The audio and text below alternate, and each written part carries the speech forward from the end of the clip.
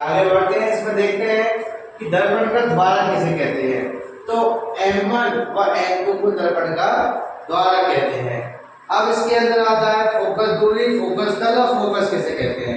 Focus दूरी, focus तल और फोकस किसे कहते हैं। तो सबसे पहले हम देखते हैं फोकस दूरी किसे कहते हैं। P से लेके F तक की दूरी को हम फोकस दूरी कहते हैं।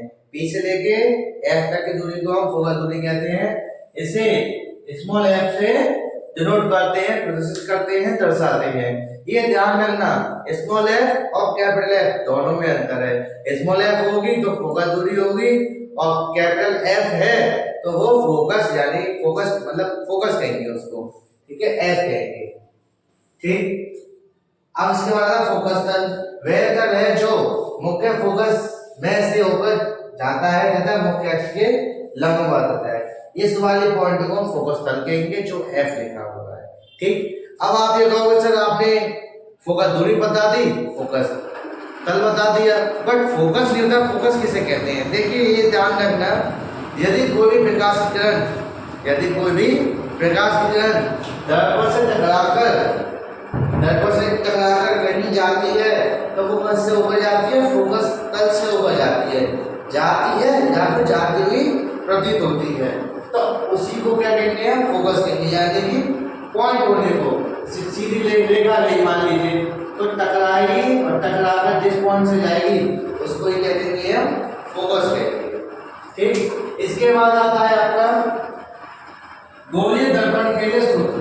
अब तक देखिए स्टूडेंट्स हमने गोलीय दर्पण पढ़ा, इसके अंदर सूत्र आएंगे यानी मतलब फॉर्मूलाज है, इसके संबंधित क्वेश्चन आएंगे बहुत सारे, काफी सारे। हम आगे आने वाली वीडियो में एक ही वीडियो में कोशिश करूंगा हर तरह के क्वेश्चन हम सॉल्व कर सकें।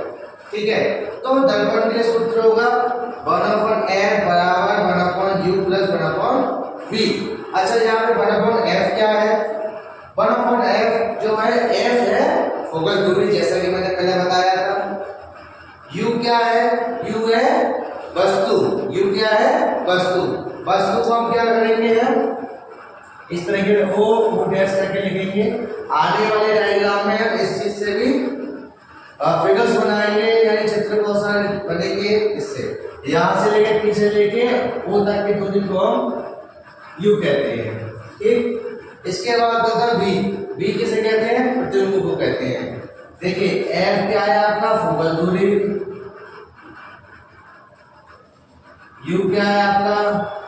वस्तु की दूरी। v क्या है आपका? प्रतिबिंब की दूरी। ठीक, समझ में आया? इसके बाद है रेखीय आवर्तन। क्या आता है? रेखीय आवर्तन। प्रतिबिंब की लंबाई तथा वस्तु की लंबाई के अनुपात को रेखीय आवर्तन m कहते हैं।